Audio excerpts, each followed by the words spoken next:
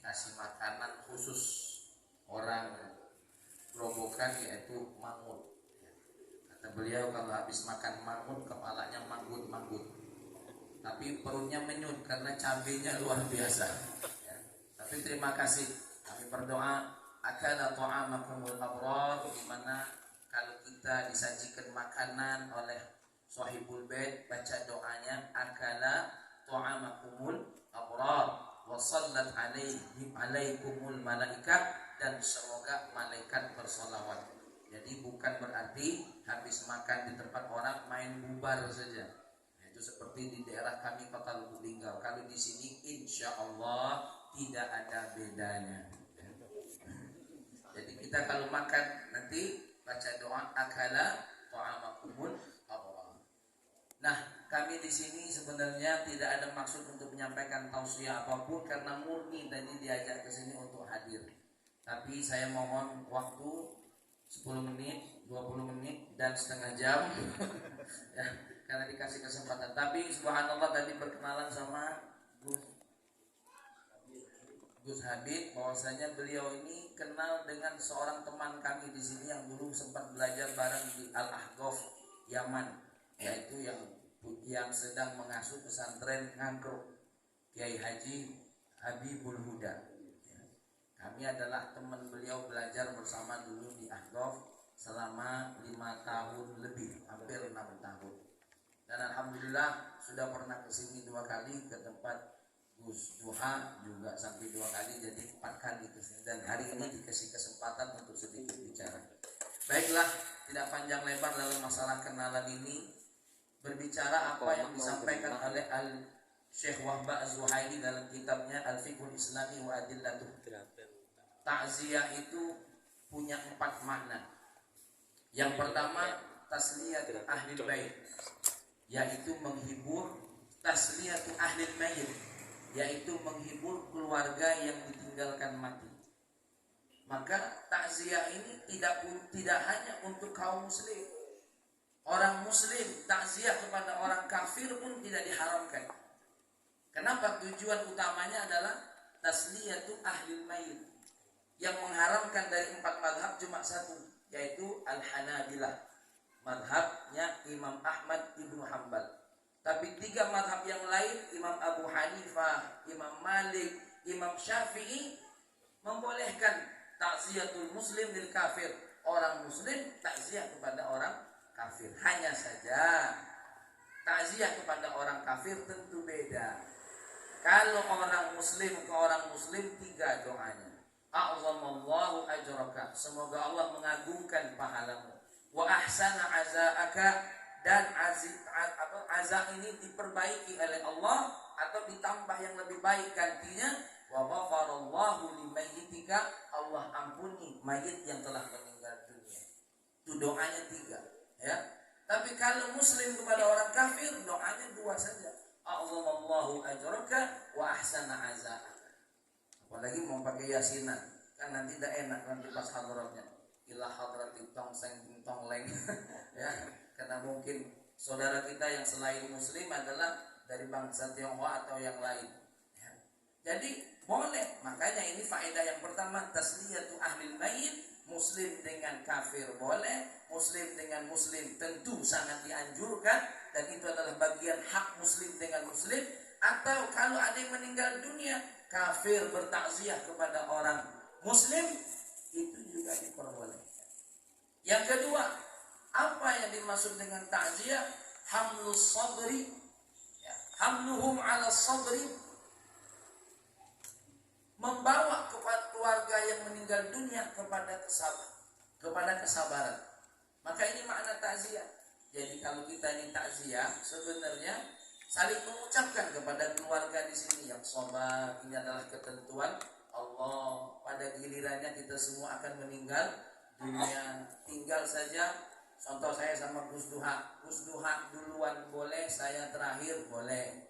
Atau dibalik, saya terakhir, beliau duluan, monggo silahkan ya kan. Tapi kita doakan beliau panjang umur, amin. Orang mati semua, dia hidup sendirian ya, digerobokan ya. Boleh silahkan. Maka kita bawa kesabaran. Karena apa? Obat orang yang kena kena musibah tidak ada lain sobat. Sobat tidak ada lain. Itulah ketentuan. Baru yang ketiga kata Syekh Wahbah Az-Zuhaili, seseorang itu dimana dengan takziah diajarkan untuk apa? Menerima qada ketentuan Allah. Karena orang kalau sudah kata Allah mati, mati. Sehebat apapun manusia di muka bumi ini, pada saat yang meninggal dunia, meninggal dunia. Siapa yang jaga gunung Mbah Marijan? Meninggal dunia. Apalagi Mbah Surip yang sibuk menggendong orang kemana-mana. Ya, kerjaannya tidak ada lain, bangun tidur, tidur lagi, bangun lagi, tidur lagi, bangun. Enggak bangun. Nah itu memang kerjaannya orang sini. Ya. Walaupun Mbah Marijan, Mbah Surip, Mbah manapun, sehebat apapun, meninggal dunia. Fir'aun yang mengaku Tuhan pun meninggal dunia. Qarun, semua orang meninggal dunia. Inilah ketentuan Allah Subhanahu wa Ta'ala. Dan yang berikutnya yang keempat yang dikatakan Syekh Wahbah Az-Zuhaili, yang dimaksud dengan takziah adalah berdoa. Berdoa ini sesuatu hal yang ulama ittifaq pasti nyambung. Dalam sebuah hadis yang tertulis dalam kitab Syarhus Sudur an Ahwalil Mauta wal Qubur karangan Syekh Jalaluddin Abdul Rahman As-Suyuti, disebutkan di sebuah hadis baginda Nabi Muhammad SAW, al-mayyitu kal-ghariqil mutaghawwith. Orang yang meninggal dunia itu seperti orang yang tenggelam membutuhkan pertolongan. Lalu apa lanjut baginda Nabi? Yantaliru da'watan min abin, menunggu doa dari ayahnya. Au ummin, atau dari ibunya. Au akhin, atau dari saudaranya. Au sitatin, au sadiqin, au sitatin. Baik itu juga dari teman-teman. Jadi kita ini berdoa semuanya nyambung. Ada orang yang bilang, kita buat apa berdoa untuk tetangga kita? Karena kata Nabi kita Muhammad SAW, idza mata binu Adam inqata'a amaluhu illa min salat. Kalau seandainya orang itu sudah meninggal dunia, putus amalannya kecuali 3 katanya. 1, ilmin sedekah jariyah, sedekah yang jariyah, au ilmin yuntafa'u bih, dan ilmu yang dimanfaatkan. Baru yang terakhir, au waladin shalihin yad'ulah, anak yang soleh mendoakannya. Iya kalau dia punya anak. Kalau dia tidak punya anak, sungguh Allah tak adil kalau seandainya doa untuk si mayit itu hanya dari seorang anak saja. Coba kalau kita di sini meninggal dunia tidak punya anak, siapa yang berdoa? Kata tetangganya kita tidak ada hubungan. Tapi kalau kita kembali kepada yang diajarkan oleh baginda Nabi kita Muhammad SAW, maka siapapun berhak mendoakan. Ya, mau kita saudaranya, mau kenal atau tidak, seperti saya belum kenal dengan Kiai Ahsin Mas'ud, tapi kenal dengan pemimpin kami, guru kami, Gus Duha, bahwasanya ini adalah bagian daripada keluarga beliau. Maka kami pun mendoakan, moga-moga Kiai Ahsin Mas'ud diampuni oleh Allah dosanya, amin, diangkat oleh Allah derajatnya. Nah inilah doa. Selain doa, apalagi yang bermanfaat? Di antara yang muttafaq alaih, sedekah atas nama beliau. Seperti malam hari ini pihak keluarga mengundang kita, dan saya lihat di dalam tadi ada sajian makan. Ada makan ya? Ini ada ya. Ini kelihatan wajah yang mendengar ceramah ini sudah mau ngantuk, khawatir nggak ada makannya. Ya, itu makan bagian daripada sedekah. Ada seseorang bertanya kepada baginda Nabi, ya Rasulullah, ummi matat wa ana ghaib. Ibu saya meninggal dunia sedangkan saya tidak ada di rumah. Apakah bermanfaat kalau saya bersedekah untuk dirinya? Baginda Nabi berkata, qala na'am. Lalu dalam sebuah riwayat Nabi sebut, sedekah yang paling mana yang paling ajib, yang paling bagus? Apa kata beliau? Siqayatul ma', menuangkan air. Kalaulah menuangkan air saja bisa bermanfaat bagi orang yang meninggal dunia bersedekah atas nama dirinya, apalagi kalau nanti dikasih makan, yang ceramah dikasih amplop, makin besar nanti. Ya kan? Kalau ada, kalau tidak ada yang keterlaluan. Tuh, sedekah. Baru yang ketiga apa? Membayarkan hutang atas nama orang yang meninggal dunia. Jadi yang putus amalan itu amalan siapa? Amalan yang meninggal dunia. Amalan orang yang masih hidup untuk orang yang meninggal dunia tidak putus. Kan tidak enak kalau seandainya sudah meninggal dunia, kira-kira subuh datang sholat berjamaah. Ya. Kebayang nggak orang meninggal dunia sholat subuh berjamaah ikut azan lagi. Ini jadi yang putus amalannya, bukan amalan orang yang hidup untuk siapa?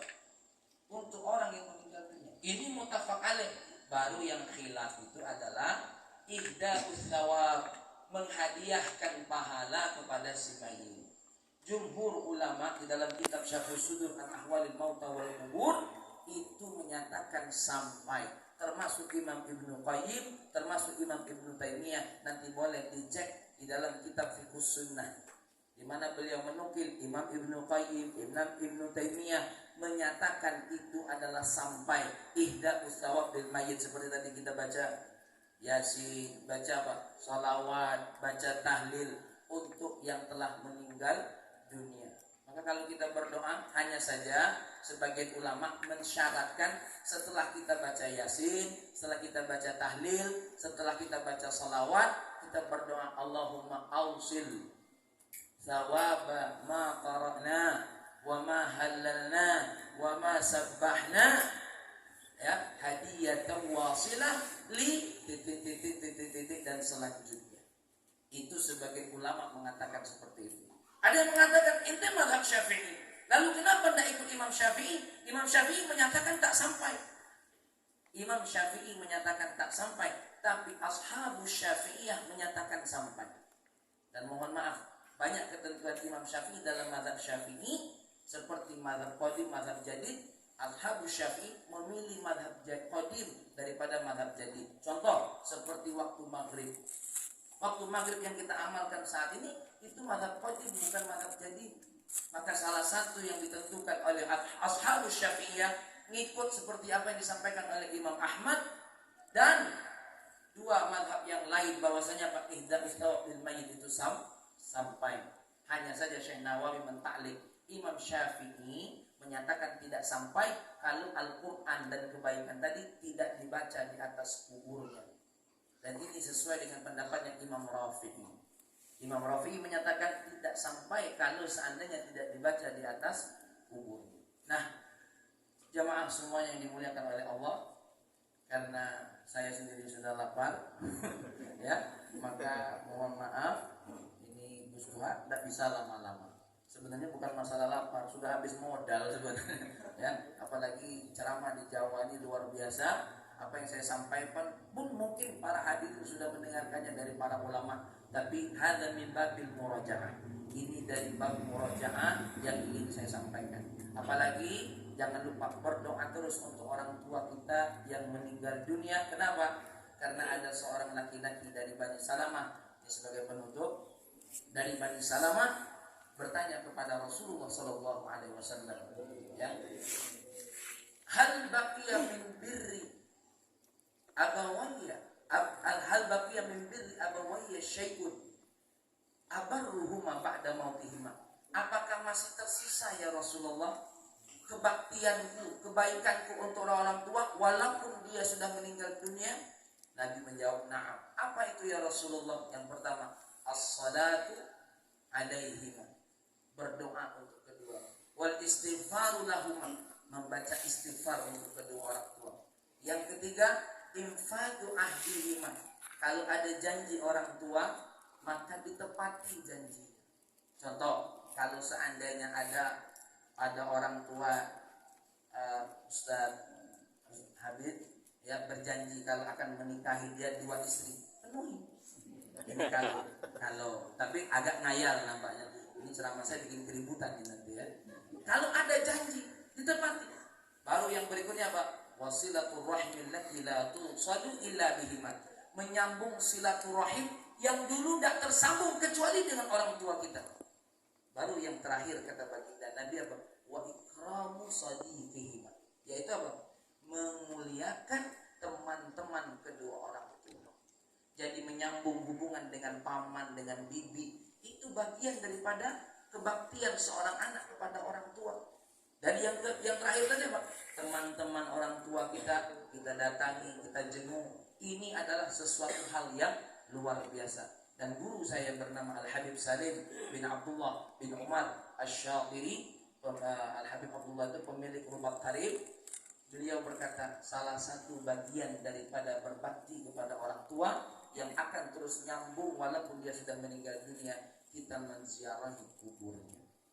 Maka berziarah kubur terhadap orang tua itu adalah bagian bukti bakti kepada orang tua. Bahkan walaupun ulama mengatakan perempuan makruh berziarah ke makam orang tua, sebagian ulama mengatakan perempuan tidak makruh ketika berziarah kepada para nabi, kepada para aulia, kepada para ulama, dan kepada orang tuanya.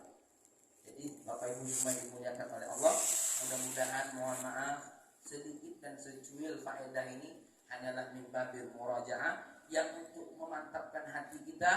Pertama, untuk senantiasa melakukan takziah dengan 4 poin tadi, menghibur keluarga, membawa mereka kepada sabaran, memantapkan mereka untuk menerima ketentuan Allah, dan mendoakan orang yang sudah meninggal dunia. Maka ya, doa-doa yang nanti yang dipimpin dalam rangka untuk kakanda kami atau kakanda daripada Gus Duha Kiai Ahsin Masrur, kita aminkan dengan mantap, ya, kita tanamkan dalam hati. Kenapa? Karena kita semua yang meninggal dunia ini akan butuh doa yang sama. Demikian, mohon maaf kalau ada candaan atau apa yang saya sampaikan kurang berkenan di hati Bapak Ibu semua. Akhir kalam, assalamualaikum warahmatullahi wabarakatuh.